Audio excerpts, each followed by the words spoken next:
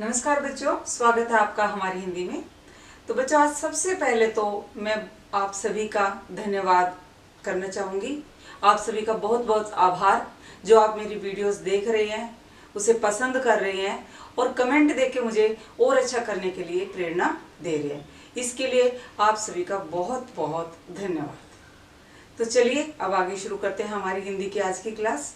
तो आज भी हमने व्याकरण का ही विषय लिया है और व्याकरण में हमने लिया है वर्ण। तो चलिए शुरू करते हैं वर्ण।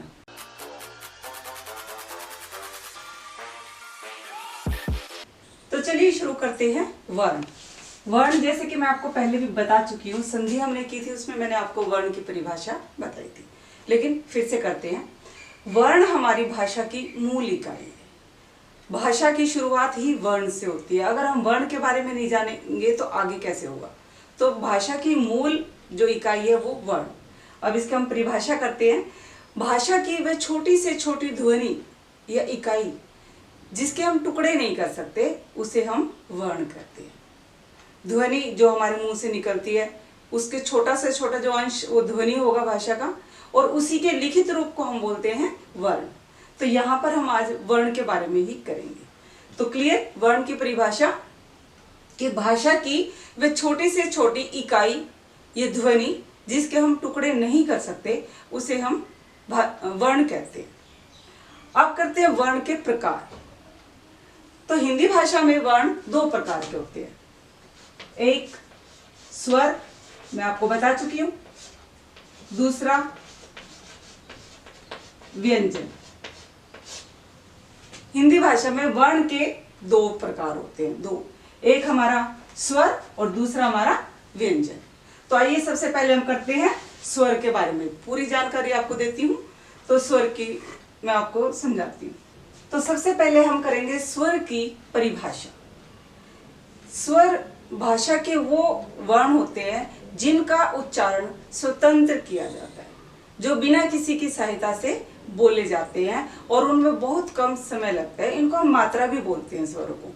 तो स्वर की परिभाषा क्या हुई? जिनका उच्चारण स्वतंत्र बिना किसी की सहायता से किया जाता है उनको हम स्वर कहते हैं। अब हमारी हिंदी भाषा में स्वर कितने होते हैं ये देखो। ए आ ई उ ऊ री ए ऐ ओ औ अं और आह, ये 13 स्वर।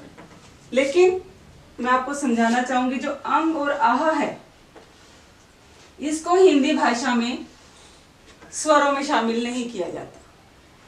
ना इनको स्वर में शामिल करते हैं और ना ही इनको व्यंजन में शामिल करते हैं। कारण क्योंकि इनका उच्चारण स्वतंत्र नहीं होता। जिस प्रकार स्वर का उच्चारण स्वतंत्र होता है उस प्रकार इनका उच्चारण स्वतंत्र नहीं होता। ये किसी ना किसी व्यंजन के साथ मिलकर इनका उच्चारण किया जाता है। और व्यंजन में भी इसलिए शामिल नहीं कर सकते कि जो आह है ये अंग है, ये व्यंजन से पहले लगते ही नहीं है किसी से, तो ये व्यंजन में भी शामिल नहीं किए जाते। इसलिए इनको हम अयोगवाह कहते हैं। अयोगवाह।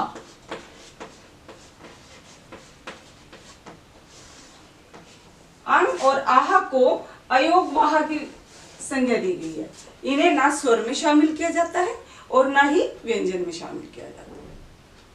अब आइए करते हैं स्वरों के भी प्रकार होते हैं, इनको भी बांटा गया है। सबसे पहले हम करेंगे मात्रा के आधार पर।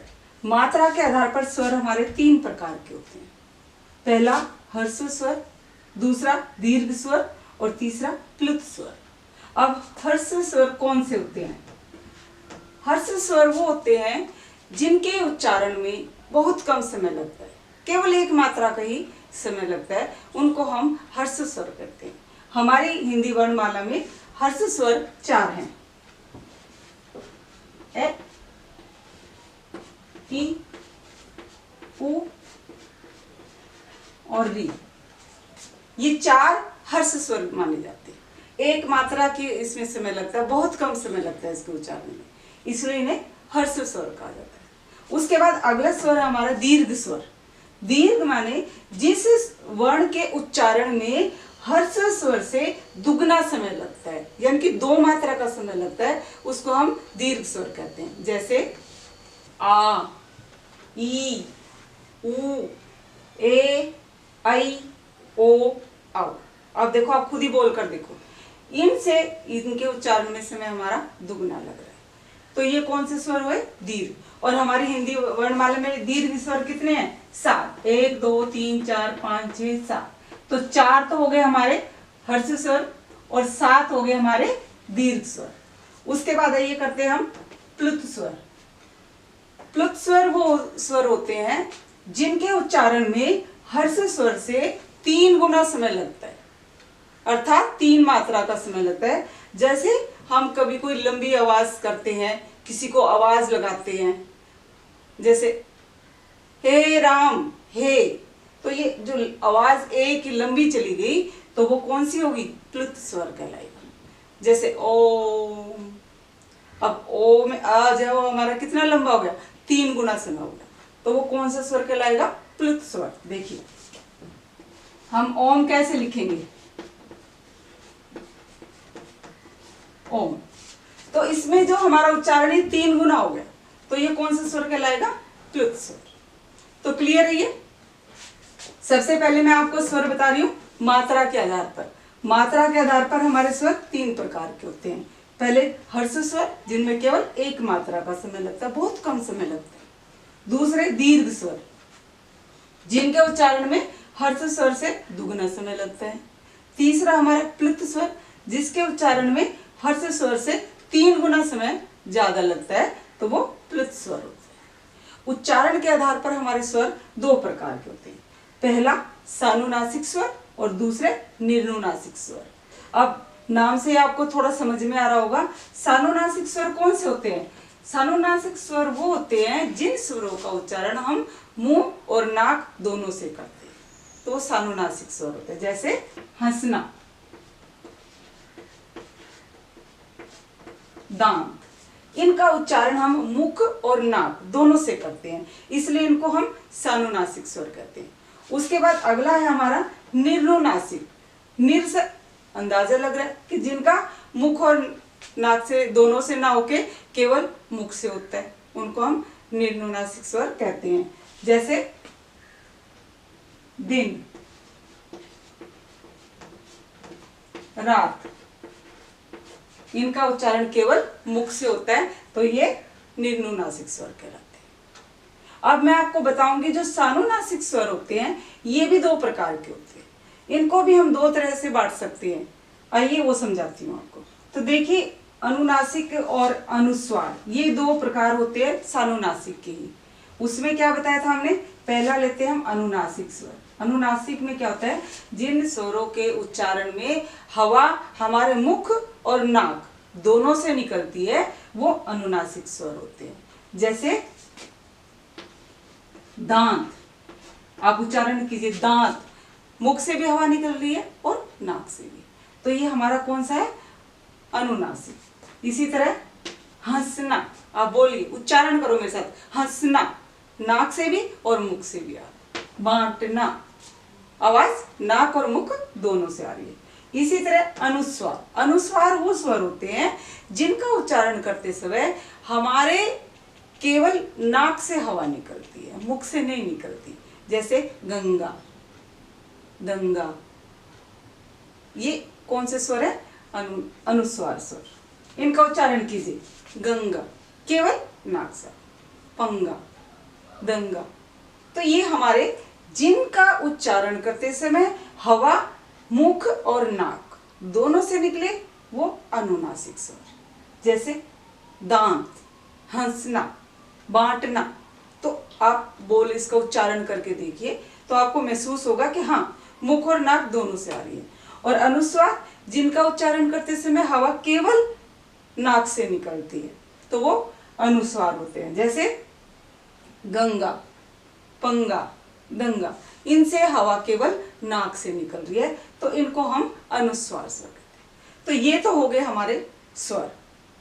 अब आइए दूसरा जो वर्ण का दूसरा भेद है व्यंजन। अब व्यंजन पर हम विचार करते हैं, व्यंजन कौन कौन से हैं और वो कितने प्रकार के होते हैं, वो करते हैं। तो पहले व्यंजन की परिभाषा जान लेना बहुत आवश्यक है। व्यंजन की परिभाषा क्या होगी कि वो वर्ण जिनका उच्चारण स्वरों की सहायता से किया जाता है, उन्हें व्यंजन कहते हैं। या जिनके उच्चारण में हवा थोड़ा सा रुककर हमारे मुख से बाहर निकलती है, उसे हम व्यंजन कहते हैं। अब देखिए व्यंजनों का उच्चारण स्वरों के साथ कैसे होता है। अब आप पढ़ते हो ये सीधा क ख ग घ ड़, लेकिन इसमें सुर मिले हुए हैं। ये जैसे है, आप देखिए कैसे होगा, क के साथ अ स्वर मिला तो ये बन गया हमारा कै।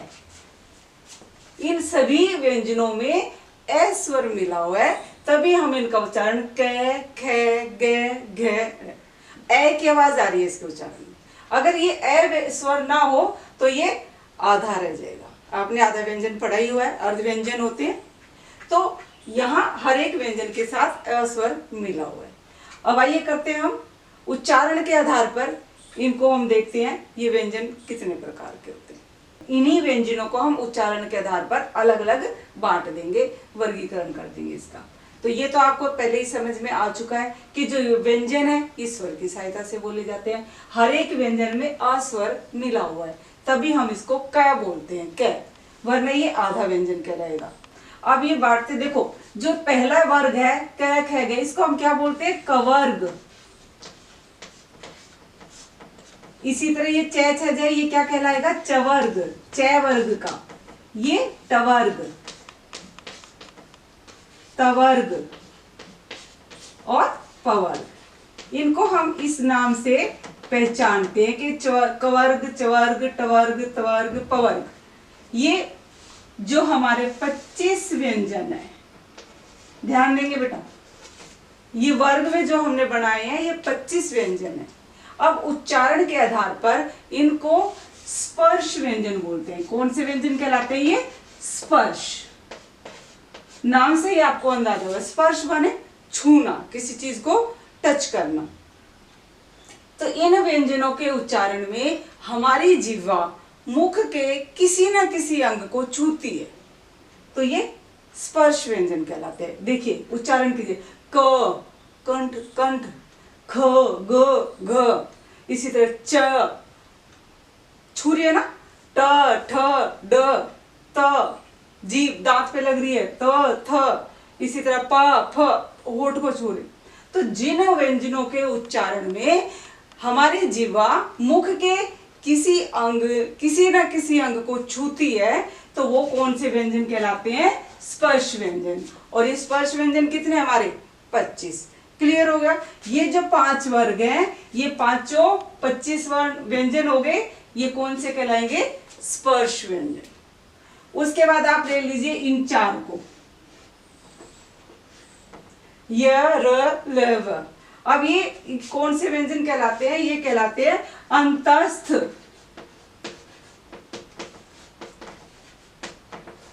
अंतस्थ व्यंजन अर्थात जिन व्यंजनों का उच्चारण करते समय हमारी जिह्वा मुख के किसी अंग को पूरी तरह से नहीं छूती है, वो अंतस्थ व्यंजन कहलाते हैं। उच्चारण कीजिए, यो, जिह्वा बीच बीच में घूम रही है, हल्का सा टच कर रही है। इसी तरह ये कौन से व्यंजन कहलाए, अंतस्थ व्यंजन। उसके बाद इन 4 को ले लीजिए आप, ये भी 4 हैं। ये व्यंजन कहलाएंगे हमारे ऊष्म व्यंजन। ऊष्म का अर्थ क्या होता है, गर्म। अर्थात जिन व्यंजनों का उच्चारण करते समय हवा हमारे मुख से घर्षण करके बाहर निकलती है, उसे हम ऊष्म व्यंजन कहते हैं। बोलिए, श। देखो जिह्वा से हवा रगड़ खा के आ रही है, तो वो श, श, स, ह। तो हमारे मुख से गर्म हवा, घर्षण करके हवा निकल रही है, तो ये कौन से व्यंजन कहलाएंगे, ऊष्म व्यंजन। क्लियर हो गया। तो समझ में आ गया आपको। फिर से दोबारा दोहराते हैं, ये 25 व्यंजन 5 वर्ग हैं, जो ये क्या कहलाते हैं, हमारे स्पर्श व्यंजन। अर्थात इन व्यंजनों का उच्चारण करते समय जिह्वा हमारे मुख के किसी न किसी अंग से टकराती है, तो वो स्पर्श व्यंजन हो गए। उसके बाद ये 4 व्यंजन है हमारे, ये 4 कहलाते हैं अंतःस्थ, यानी कि जिह्वा अंदर ही अंदर घूमती है, पूरी तरह से हमारे मुख के किसी अंग को नहीं छूती है, तो ये अंतःस्थ व्यंजन कहलाते हैं। उसके बाद ये 4 व्यंजन है, ये कहलाते हैं ऊष्म व्यंजन। ऊष्म माने गर्म। कि जिन व्यंजनों का उच्चारण करते समय हवा हमारे मुख से गर्म हवा रगड़ खा के बाहर निकलती है उसे हम ऊष्म व्यंजन कहते हैं। ये तो बच्चे हमारे उच्चारण के आधार पे हो गए 3 प्रकार के व्यंजन। इसी के साथ मैं आपको समझाऊंगी कि हमारी हिंदी वर्णमाला में 4 संयुक्त व्यंजन भी होते हैं। तो आइए देखते हैं वो कौन से हैं। सबसे पहले तो मैं आपको ये समझाऊंगी कि संयुक्त व्यंजन कौन से होते हैं, उसकी परिभाषा हम देखेंगे। संयुक्त व्यंजन अर्थात वो व्यंजन जो 2 व्यंजनों के मिलने से बनते हैं। मैंने आपको जब संधि समझाई थी उसमें भी मैंने आपको त्रय जब आया था आपको बताया था कि संयुक्त व्यंजन होते हैं, ये वही संयुक्त व्यंजन है। और हमारी हिंदी वर्णमाला में 4 संयुक्त व्यंजन है, क्ष, त्रय, ज्य और श्रय। अब ये कैसे बनते हैं वो देखिए। क्षय किससे मिलके बना है, देखो क, मैं क बोल रही हूँ क्योंकि इसमें आ स्वर नहीं मिला हुआ तो हम इसको कै नहीं बोलेंगे। क और श, ये दोनों मिलकर बनाते हैं श, ठीक है। इसी तरह त्रय है, ये त और र के साथ मिलके बना है त्रय। इसी प्रकार ज्य है, ये ज और न्य के साथ मिलकर बना है, इसको हम बोलते हैं ज्य। इसी तरह श्रय है, ये श और र से मिलकर बना है श्रय। तो ये हमारे 4 संयुक्त व्यंजन है। ये आप बहुत अच्छे से समझ लिए क्योंकि कई बार बच्चे इनको नहीं पहचान पाते हैं। अब देखिए, अब तक हमने जो पहले बांटे थे वो उच्चारण के आधार पर कि हमारी जीवा विभिन्न अंगों से टकरा रही थी मुख के, तो उनको हमने बांट दिया था अलग अलग। कौन से थे, स्पर्श, अंतस्थ और ऊष्म। अब यहाँ हम बांटते हैं श्वास की दृष्टि से। कैसे, श्वास की दृष्टि से 2 प्रकार के होते हैं हमारे व्यंजन, एक अल्प प्राण एक महाप्राण। नाम से होगा, अल्प माने कम और महा माने ज्यादा। जिन व्यंजनों का उच्चारण करते समय हमारे मुख से कम श्वास निकलता है वो अल्प प्राण, और जिन व्यंजनों का उच्चारण करते समय हमारे मुख से अधिक श्वास निकलता है वो महाप्राण। आप खुद उच्चारण करके देखिए, आपको तुरंत पता लगेगा। क, ख, ग, घ, ड़, इनका उच्चारण कर रहे हैं तो हमारे मुख से कम श्वास निकल रहा है, और जब इनका उच्चारण कर रहे हैं तो हमारे मुख से अधिक श्वास निकल रही है। हमारे हर वर्ग का पहला, तीसरा और 5वां ये तो होते हैं हमारे अल्प प्राण, और इस तरह हर वर्ण का दूसरा और चौथा जो व्यंजन होता है वो महाप्राण होता है। देखिए आगे देखते हैं। च, छ, ज, झ, सॉरी ये ज, झ। अगला ट, ठ, ड, ढ, अण। उच्चारण से पता लग रहा है जब हम इन व्यंजनों का उच्चारण कर रहे हैं तो हमारे मुख से कम श्वास निकल रहा है, और जब हम इन व्यंजनों का उच्चारण कर रहे हैं तो हमारे मुख से अधिक श्वास निकल रहे हैं। देखिए त, थ, द, ध, न, प, ह, ब, भ, म और य, र, ल, व। ये चारों अल्प प्राण में माने जाते हैं, और श, श, स, ह ये महाप्राण। क्लियर है। हर वर्ग का पहला, तीसरा और जो 5वां व्यंजन होगा वो अल्प प्राण, और दूसरा और चौथा जो व्यंजन होता है वो महाप्राण। अर्थात हम उच्चारण करके ही हमें अंदाजा हो जाएगा किसका उच्चारण करते समय श्वास कम निकल रही है और किसका उच्चारण करते समय श्वास अधिक निकल रही है। और ये लेवे आएंगे हमारे अल्प प्राण में, और श, स, ह ये आएंगे हमारे महाप्राण में। ये तो हो गया हमारा श्वास की दृष्टि से वर्गीकरण, कि श्वास की दृष्टि से हम व्यंजनों को 2 भागों में बांट सकते हैं, अल्प प्राण और महाप्राण। इसी तरह अब मैं आपको आगे ध्वनि की दृष्टि से समझाती हूँ। तो ये देखिए मैंने पूरा वो तैयार कर लिया है। अभी मैंने आपको श्वास की दृष्टि से समझाया था, और अब देखिए हम ध्वनि की दृष्टि से देखेंगे। ध्वनि की दृष्टि से कैसे बांटेंगे इनको हम, कि ध्वनि की दृष्टि से जिन व्यंजनों के उच्चारण में हमारी स्वर तंत्रिया झंकृत होती है तो वो घोष कहलाते हैं। और जिन व्यंजनों के उच्चारण में हमारी स्वर तंत्रियां झंकृत नहीं होती उनको हम अघोष बोलते हैं। ध्यान देंगे बच्चे, जो हमारे हर वर्ग का पहला और दूसरा व्यंजन है वो अघोष होता है, उनके उच्चारण में हमारी स्वर तंत्रियां झंकृत नहीं होती। और उसके बाद तीसरा, चौथा और पांचवा जो व्यंजन होता है वो घोष व्यंजन होते हैं, उनका जब उच्चारण करते हैं तो हमारी स्वर तंत्रियां झंकृत होती है। देखिए क, ख, ग, घ, ड़।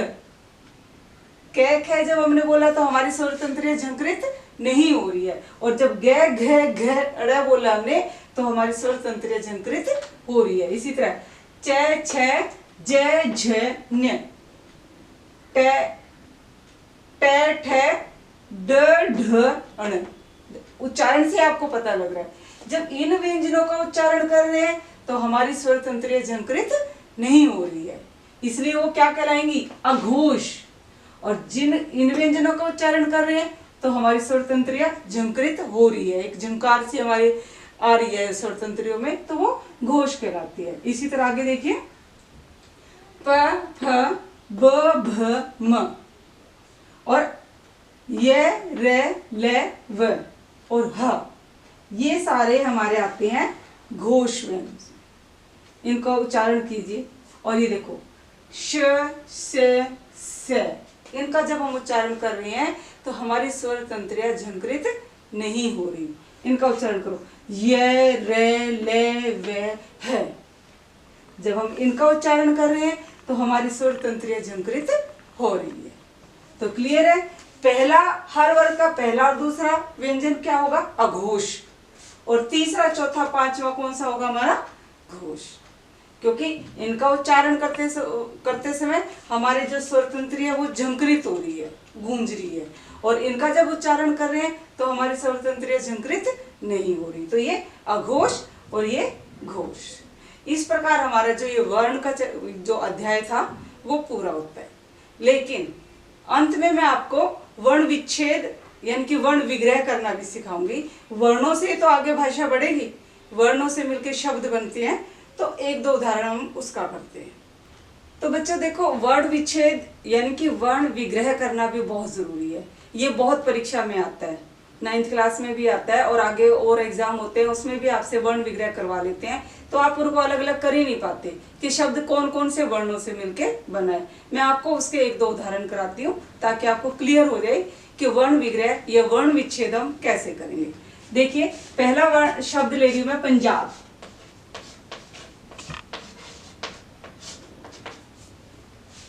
अब पंजाब में कौन कौन से वर्ण है, वर्ण विग्रह करना वही कहलाता है।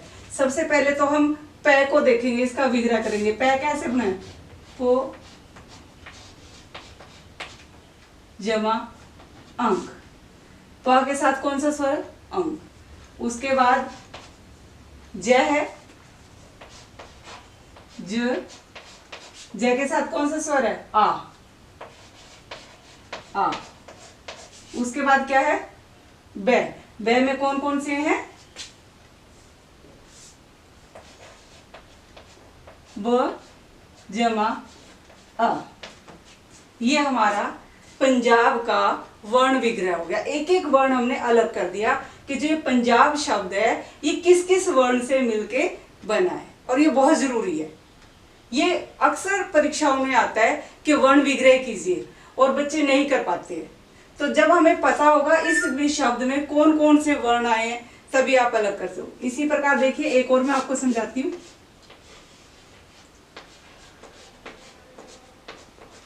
क्षमा।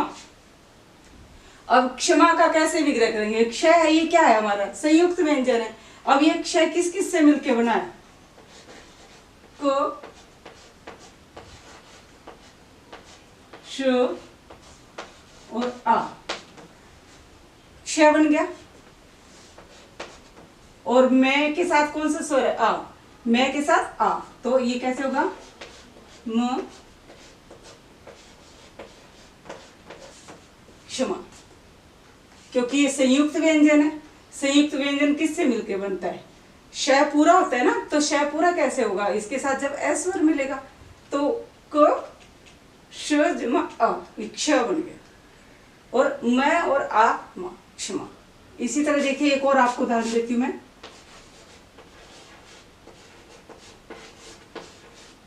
कश्मीर।